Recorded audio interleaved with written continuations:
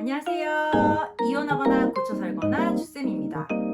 제가 상담을 하면서 배우자가 지금 한창 바람을 피우고 있는 분이랑 상담을 할 때는 지금은 힘들지만 상간자 떼내면 돌아옵니다. 이런 믿음을 드릴 수가 있잖아요. 너무 힘들어서 당장 포기하고 싶어요. 라고 하시는 분들한테도 아니다. 할 거 다 해봐야 된다. 소송도 하고 박살도 내고 버티자. 분명히 돌아온다. 이렇게 설득을 합니다. 그런 상담은 저도 오히려 힘이 나요. 상담 오시는 분들도 희망이 생기죠. 그런데 상간자 쳐내고 드디어 배우자가 가정으로 돌아왔는데 아직도 내 마음이 너무 힘들다, 오히려 더 힘들다 하시는 분들도 계십니다. 그런 분을 상담할 때는 저도 마음이 많이 아픕니다. 얼마나 힘들고 괴롭고 희망이 없게 느껴질지 알기 때문이죠. 돌아온 배우자랑 대체 어떻게 살아야 되냐. 내가 이 감정이 주체가 안 된다. 사실 이때부터가 진짜 시작인 거거든요. 그래서 어제도 그런 아내분을 상담했는데 제가 너무 마음이 아프고 그 남편도 안타깝고 이 아내분도 안타깝고 너무 그렇더라고요. 그래서 제가 바람을 끝내고 돌아온 배우자와 살기 위해서 가져야 할 마인드를 한번 정리해 보았습니다. 아직 배우자가 바람 피우는 중인 분들도 지금부터 이 마인드를 가지시는 게 좋습니다. 가정 회복한 분들은요, 첫 번째, 가정 회복이라는 내 목표를 잊지 않습니다. 우리가 상간자 떼내는 것까지도 지금까지 너무 힘들었죠. 그동안에 이혼하고 싶은 생각이 굴뚝 같고 하루에도 12번씩 진짜 버리고 싶다 했지만 가정 회복이라는 그 목표 하나를 보면서 버티신 거잖아요. 그러면 배우자가 돌아온 후에도 일단 그거 하나만 보고 달려가야 합니다. 우리가 배우자 그 옆에 있는 상간자를 떼내고 가정 회복을 염원할 때 우리가 막 사랑받고 싶다, 이해받고 싶다, 막 그런 게 목표가 아니었단 말이죠. 그냥 이혼을 안 하고 가정 지키는 것을 목표로 했습니다.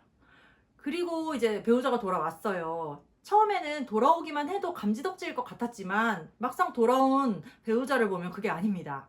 욕하고 울고불고 막 퍼붓고 어떤 분들은 막 자살 시도까지 하세요. 배우자도 처음에는 가정을 지키고 싶고 미안한 마음도 드니까 처음에 돌아와서는 잘합니다. 집안일도 하고 눈치도 보고 뭐 죄책감도 느끼고 해요. 근데 그렇게 잘하려고 하는 사람한테 그런 모습을 보면 오히려 내가 더 분이 안 풀리는 거야. 그래서 막 화내고 지난 일을 다 끄집어내서 퍼붓게 됩니다. 뭐 그 사람이랑 뭐 어떤 관계였냐, 뭐 어쩌려고 그랬냐, 막 이런 것까지 다 퍼붓게 되는 거예요. 제가 그 심정을 이해 못하는 건 아닙니다. 당연히 그렇게 되죠, 사람인데. 근데요, 배우자는 아무리 큰 잘못을 저질렀다고 해도 이렇게 우리가 퍼붓는 것을 얼마 못 버팁니다. 처음에는 같이 울어주고 미안하다, 내가 미쳤었나 보다 해도요, 그거 얼마 못 참습니다. 언제까지 그렇게 옛날 얘기 할 거냐. 내가 정리했잖아. 그리고 그때 너도 나 많이 괴롭혔잖아. 너 때문에 나 어디 가서 고개도 못 들고 다녀. 직장이고 내 본가고 나 완전 쓰레기 만들었잖아. 네가 나 이렇게 평생 죄인 취급할 거면 나 너랑 못 살아. 이럽니다. 그러면 이제 우리들은 아직도 이 새끼가 내 탓하네. 미친 개소리를 하네. 이게 아직도 반성이 없네. 아직도 그 여자, 그 남자가 안 떨어졌나? 이런 또 마음에 또 너무 힘들어지는 거예요. 근데 배우자 입장에서 생각을 해보면요. 물론 내가 정신이 헷가닥 돼가지고 사고를 치고 돌아왔어. 그리고 반성도 하고 눈치도 보고 불편하게 살고 있는데 거기다 대고 우리가 매일 똑같은 얘기만 반복을 하는 거예요. 그러면 배우자 입장에서는 자꾸 시비 걸고 정죄하는 걸로밖에 안 보입니다. 근데 처음에는 미안했다가도 나중에는 이게 귀에 박히면 씨발 내가 무슨 죽을 죄를 진 것도 아니고 내가 살림을 차려서 뭘 했어? 돌아왔잖아. 내가 언제까지 이걸 받아줘야 되지? 평생 저럴 것 같은데. 왜 나를 못 믿지? 하면서 본인이 억울해지는 거예요. 그럼 이제 잘하려고 하다가도 그 마음이 사그라들고 내가 잘해봐야 뭐하나. 우리 남편, 우리 아내는 계속 저렇게 꼬투리 잡아가지고 나를 과거 일로 들들 볶는데. 그렇게 되면 내가 하는 말과 행동이 내 목표인 가정 회복과 반대로 가게 되는 거죠.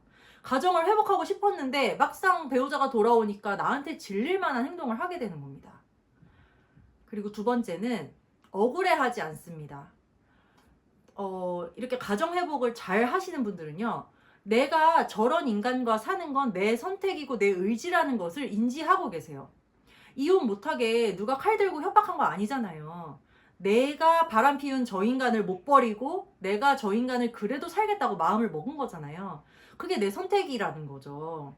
내가 경제적 준비가 안 됐다든지 아이들 시집장가 갈 때까지는 가정을 지키고 싶다든지 내가 이혼 가정에서 자라서 아픔을 아니까 우리 아이들한테는 그런 아픔을 주고 싶지 않다든지 하는 이혼 못하는 이유가 다 나에게 있는 거거든요. 그러니까 그것은 나를 위한 선택이었던 거니까 내 필요에 의해서 가정을 지킨다고 결심을 했으면 거기에 맞게 나도 노력해야 된다. 내가 포기할 게 있다. 이거를 본인도 인지를 하고 있어야 됩니다. 그리고 그것에 대해서 비참하고 억울하게 생각할 필요가 없어요.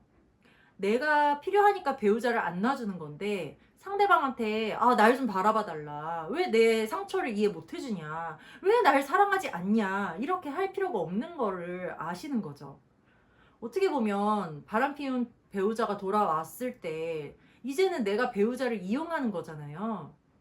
그러니까 내가 한 선택이니까 억울할 게 없다는 거죠. 그냥 필요만 생각합니다.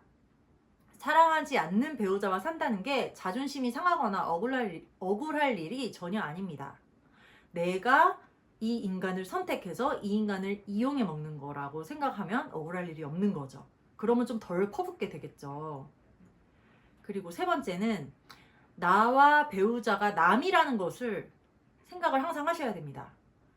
아예 새로운 사람과 산다. 아예 새로운 관계를 맺는다 생각을 하셔야 됩니다.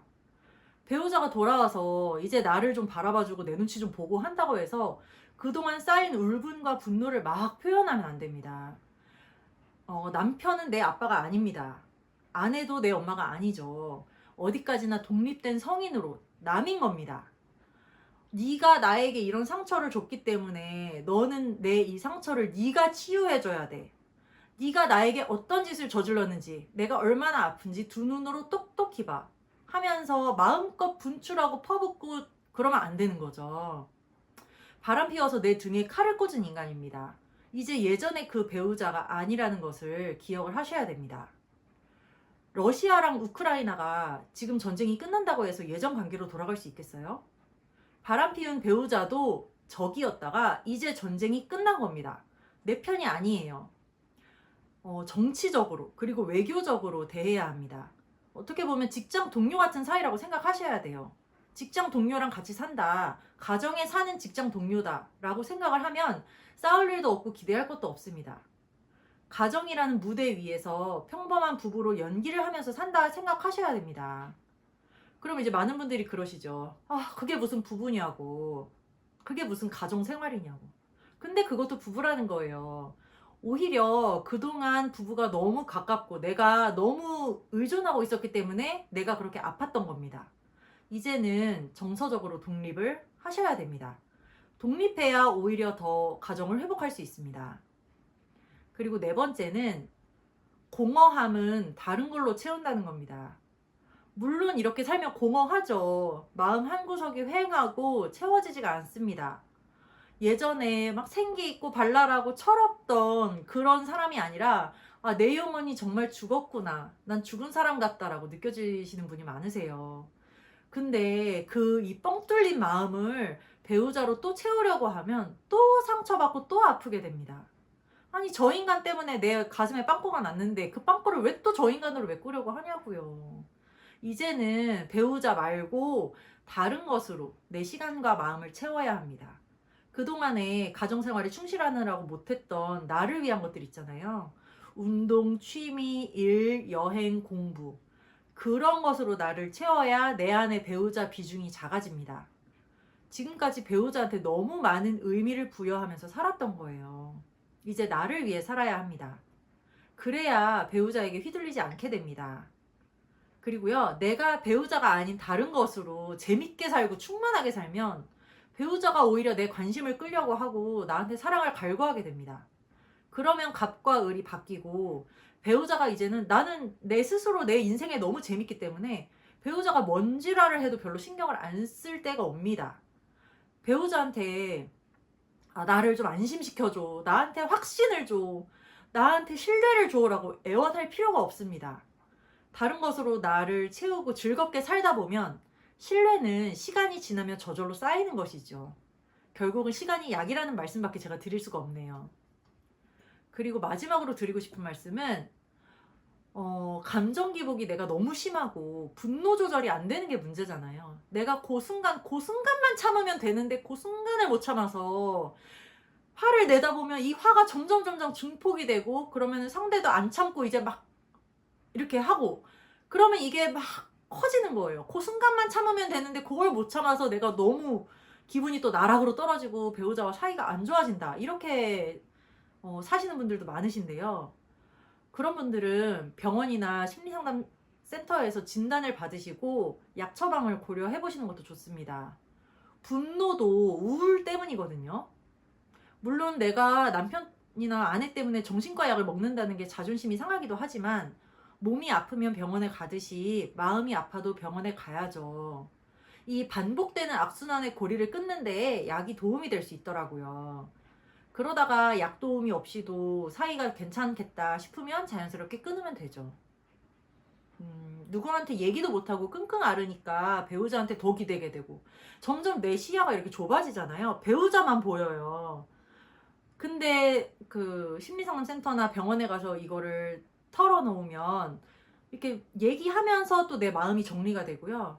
그 사람이 들으면서 객관적으로 이 상황을 또 얘기해 줄 수가 있습니다.